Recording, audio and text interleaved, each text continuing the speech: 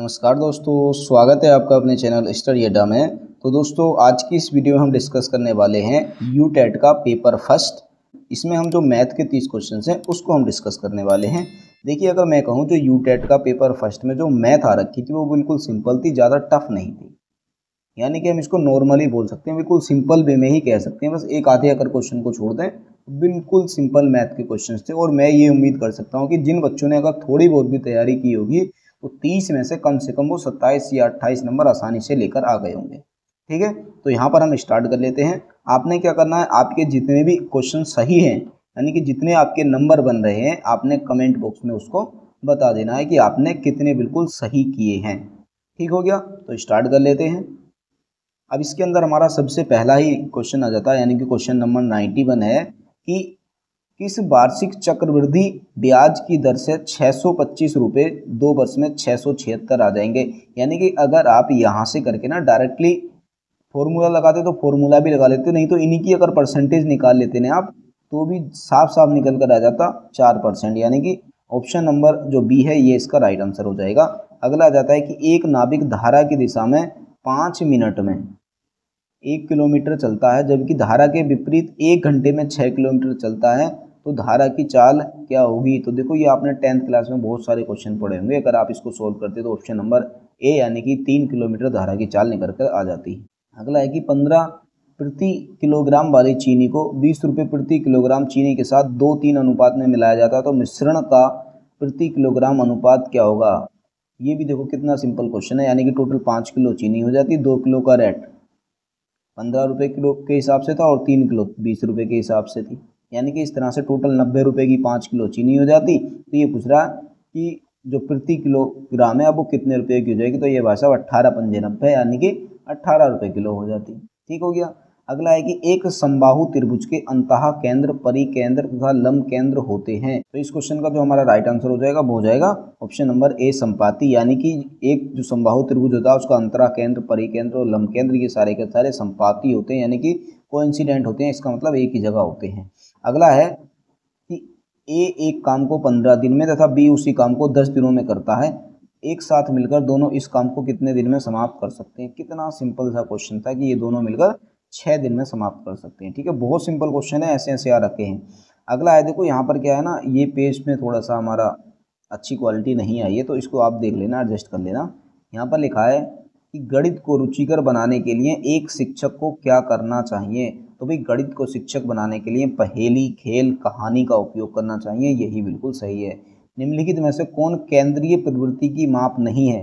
तो केंद्रीय प्रवृत्ति की माप 3 होती है, माध्य होता है, बहुलक होता है और माध्यिका होती है, परास नहीं होती है। तो यही इसका राइट हो जाएगा। अगला है कि एक टंकी में 2 पाइप ए तथा बी लगे हैं। पाइप ए जो होता है वो टंकी को 2 घंटे में तथा पाइप जो बी होता है वो 3 घंटे में भर सकता है। यदि दोनों पाइपों को एक साथ खोला जाए तो टंकी कितने समय में भर जाएगी। तो अगर आप इसको सॉल्व करेंगे तो 1 घंटा 12 मिनट में भर जाएगी। अगला है कि एक संख्या का 20% यदि 240 है तो इस संख्या का 120% कितना हो जाएगा। तो ये हो जाएगा 1440, यानी कि ऑप्शन नंबर ए इसका राइट आंसर हो जाएगा। अगला आ जाता है कि त्रिभुज के लिए सदैव सत्य कथन है। तो त्रिभुज के लिए जो सदैव सत्य कथन होता है वो होता है कि कम से कम 2 कोण सदैव न्यून कोण होंगे। ठीक है, ऑप्शन नंबर डी इसका राइट है।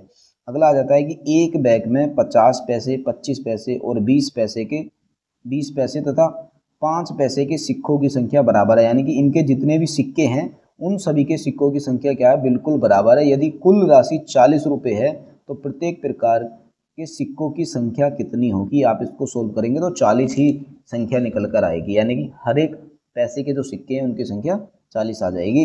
अगला है कि एक व्यक्ति ए से बी तक 20 किलोमीटर प्रति घंटे तथा बी से ए तक 30 किलोमीटर प्रति घंटे की गति से जाता है, उनकी औसत चाल क्या होगी। तो देखिए, बहुत ही ज़्यादा सिंपल क्वेश्चन है भाई। औसत चाल निकालने के लिए यहाँ पर आप सोल्व करेंगे तो इसको 24 निकल कर आ जाएगा। अगला है कि गणित शिक्षण में मूल्यांकन का क्या महत्व है। तो गणित शिक्षण में मूल्यांकन छात्रों की प्रगति का आकलन करता है, बिल्कुल सही है। शिक्षण विधि का मूल्यांकन करता है, ये भी सही है। पाठ्यक्रम में सुधार करता है, ये भी सही है। यानी कि उपरोक्त तो सभी क्या हो जाएगा, इसका बिल्कुल राइट आंसर हो जाएगा। अगला है कि यदि संख्याओं का औसत यदि x संख्याओं का औसत y हो तथा y संख्याओं का औसत x हो तो सभी संख्याओं का औसत क्या होगा, यही हो जाएगा 2xy upon x plus y, यानी कि ऑप्शन नंबर सी इसका राइट हो जाएगा। अगला है कि समांतर चतुर्भुज का एक कोण अपने सबसे नजदीकी कोण का 2/3 है। तो समांतर चतुर्भुज का न्यूनतम कोण होगा तो ये कितना होगा, आप इसको सोच, मतलब बहुत सिंपल क्वेश्चन है भाई, ये क्या है 72 डिग्री हो जाएगा। अगला है कि यदि दो संख्याओं का योग तथा गुणनफल क्रमशः 25 तथा 144 हो तो उनका अंतर क्या होगा। ये क्या कह रहा है, अब ये बोल रहा है कि भैया कि दो संख्याएं हैं, मान लो x प्लस वाई है, इनका योग कितना है 25 है, और इनका जो गुणनफल है यानी कि जो x y है वो 144 है। तो ये कह रहा है कि भैया x माइनस वाई बताओ कितना होगा। तो अगर आप इसको सोल्व करेंगे तो ये निकल कर आ जाएगा 7। ठीक हो गया। यहाँ आप नॉर्मली भी जोड़ के लगा सकते थे कि किन दो संख्याओं को जोड़कर 25 आ रहा है और किन दो संख्याओं को जोड़कर गुणा करके 44 आ रहा है। तो यहाँ से आप सोल्व करते तो सीधा सीधा निकल कर आ जाता कि भाई 19 और 7 को अगर आप जोड़ लें तो 25 आ जाएगा, और 19 7 की गुणा करें तो 144 हो जाएगा। तो इनका अंतर बताना, अंतर यहाँ पर चेक कर ले तो सीधा सीधा निकल कर आ जाता, ज़्यादा कोई टेंशन थी भी नहीं। अगला हमारा हो जाएगा कि 110 मीटर लंबी ट्रेन स्टेशन को 36 किलोमीटर प्रति घंटे की चाल से पार करती है, एक बिंदु को पार करने में लगा समय होगा, तो ये 11 सेकेंड होगा। आप इसको सोल्व करेंगे तो ठीक है। अगला आ जाता है कि यदि एक आयत की भुजा को 20% बढ़ा दिया गया, कि आयत की एक भुजा थी उसको 20% बढ़ाया तथा दूसरी भुजा को 5% बढ़ाया जाता है तो क्षेत्रफल में प्रतिशत परिवर्तन होगा। तो यहाँ पर आप अगर सूत्र भी कुछ भी याद नहीं है तो आप सिंपल सा आयत बनाकर इनकी भुजाओं को कुछ भी मान रख के उनको बढ़ा बढ़ा के देख सकते थे, तो यहाँ से निकल कर आ जाता है आपका 26%। ठीक हो गया। अगला है कि यदि 6 व्यक्ति प्रतिदिन 8 घंटे काम करके एक सप्ताह में 8400 रुपये कमाते हैं तो 9 व्यक्ति प्रतिदिन 6 घंटे काम करके एक सप्ताह में कितने कमाएंगे। बहुत सिंपल है, ठीक है। ये निकल कर आ जाएगा 9450 रुपये। M1D1 वाला फॉर्मूला लगाकर आप इसको सोल्व कर सकते थे, ठीक है। यदि किसी त्रिभुज के तीनों भुजाओं के मध्य बिंदुओं को मिलाया जाए तो 4 त्रिभुज बनते हैं, जिनमें से प्रत्येक क्या होगा, तो जिनमें से त्रिभुज क्या होगा, ये देखो ये बोल रहा है कि एक त्रिभुज है और जिसके अंदर तीनों भुजाओं के मध्य बिंदुओं को मिलाया जाता है, यानी कि इनके जो मध्य बिंदु है, यानी कि इसका मध्य बिंदु है, इसको यहाँ से मिला दिया, इसको यहाँ से मिला दिया, इसको यहाँ से मिला दिया, तो यहाँ पर ये जो बीच वाला त्रिभुज बनेगा ये कैसे होगा, ये इन सब के समरूप होगा, यानी कि मूल त्रिभुज के समरूप होगा। ऑप्शन नंबर सी इसका बिल्कुल राइट है। अगला है कि यदि एक बच्चे ने सीखा कि सभी आयत वर्ग हैं लेकिन सभी आयत वर्ग नहीं हैं, तो यह बताता है कि बच्चे ने क्या करा है, ये बताता है कि ज्यामिति आकारों तथा चित्रों के अंतर संबंध को समझा। यही बिल्कुल राइट आंसर है कि अगर बच्चा अंतर संबंध को नहीं समझेगा तो वो इस तरह का क्वेश्चन बिल्कुल भी नहीं बता सकता है, ठीक है। अगला है कि 1 से 199 के बीच 13 से विभाजित होने वाले पूर्णांकों का औसत क्या होगा। तो देखो अगर आप सूत्र से कर सकते थे सूत्र से, नहीं तो आप 13 के जो जितने भी विभाजक थे उन सभी को लिखकर उनका औसत निकाल सकते थे जोड़कर, तो 107 यहाँ से निकल कर आ जाता। अगला है कि निम्नलिखित अनुक्रम में अगला पद क्या होगा। यहाँ से अगर आप देखेंगे तो जो हर एक अगला पद है उसमें कुछ संख्याएं जोड़ी गई हैं, जैसे यहाँ पर 4 जोड़ा गया है, यहाँ पर आप देखेंगे तो 6 जोड़ा गया है, यहाँ पर 8 जोड़ा गया है, तो भाई अगले में क्या जोड़ा जाएगा, 10 जोड़ा जाएगा। 10 जोड़ेंगे 20 और 10 30, 30 है हमारा ऑप्शन नंबर बी में, तो यही इसका राइट हो जाएगा। अगला आ जाता है कि एक वस्तु को 240 में बेचने पर व्यक्ति को 10% की हानि होती है, अब उसे वह कितने में बेचे कि उसे 20% का लाभ हो, तो उसको भाई 320 रुपये में बेचना पड़ेगा, ठीक है। अगला है कि 3 क्रमिक छूटों 20%, 10% और 5% का एक समतुल्य मूल्य होगा, तो ये हो जाएगा 31.6%, ठीक है। ऑप्शन नंबर सी इसका राइट हो जाएगा। अगला है कि गणित शिक्षण में सबसे महत्वपूर्ण पहलू है, तो सबसे महत्वपूर्ण पहलू क्या होता है, अवधारणात्मक समझ होता है, यानी कि अगर आपने कंसेप्ट को क्लियर कर लिया है तो गणित का यही क्या सबसे महत्वपूर्ण पहलू है।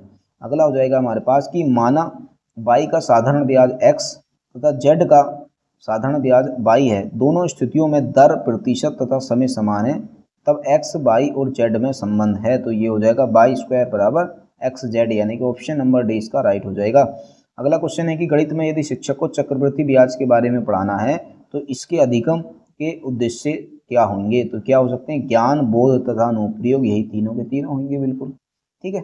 अगला होता है कि निम्नलिखित में से कौन से अध्ययन में उपचारात्मक शिक्षण को आत्मसातकरण भी कहा जाता है, तो ये कहा जाता है सुपरवाइज्ड स्टडी में, यानी कि पर्यवेक्षित अध्ययन में।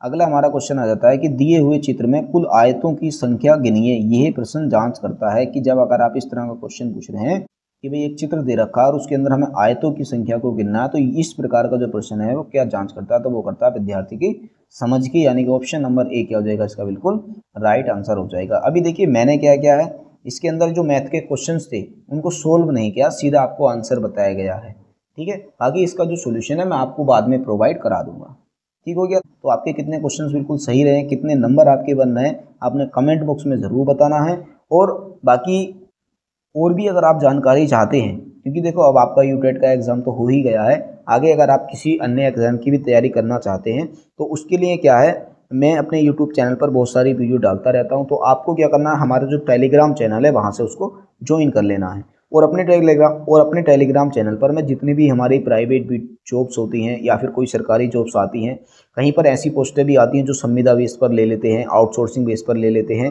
या फिर सिर्फ इंटरव्यू बेस पर ही सिलेक्शन हो जाता है, या फिर कुछ प्रयाग पोर्टल के माध्यम से जितनी भी भर्तियां आती हैं, तो उन सभी की जो जानकारियां हैं मैं अपने टेलीग्राम चैनल पर डालता रहता हूं। क्योंकि देखिए हर छोटी छोटी बात के लिए वीडियो बनाना उचित नहीं होता है, तो इसलिए मैं टेलीग्राम चैनल पर डाल देता हूं। तो अगर आपने अभी तक हमारे टेलीग्राम चैनल को ज्वाइन नहीं किया तो डिस्क्रिप्शन बॉक्स में उसका लिंक है, आप उसको भी ज्वाइन कर सकते हैं, ठीक है। और हाँ, अगर आप चैनल पर नए हैं तो चैनल को सब्सक्राइब जरूर कर लेना। मिलेंगे हम बहुत ही जल्द अगली वीडियो में, तब तक के लिए बेस्ट ऑफ लक।